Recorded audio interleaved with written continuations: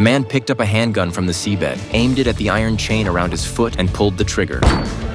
Fortunately, the gun hadn't taken on water. He broke free from his restraints and, in the very last second before drowning, shot up to the surface. But now, he was in the middle of the ocean, utterly exhausted. Luckily, fortune was on his side. He suddenly spotted a foam box in the distance and summoned all his remaining strength to swim toward it. Clinging to the foam box, he floated for an entire day. Just as he was about to give out, a speedboat suddenly appeared behind him. It turned out a few young people had gone out for a joyride. He immediately signaled that he was close to dehydration, and one of them threw him a bottle of wheat juice. Just as he was about to take a big gulp, a wave knocked him back into the sea. Seeing his miserable state, the young people couldn't stop laughing. Fortunately, they still pulled him onto the speedboat, saving his life. But why had he ended up thrown into the sea in the first place? That goes back 2 days earlier. Ben was a deep-sea treasure hunter. While surveying the seabed with his companions, they didn't notice that sparks from the boat's bilge pump had ignited some paper. The burning paper drifted into the cabin, igniting a quilt on the bed. The next second, the gas tank in the cabin exploded.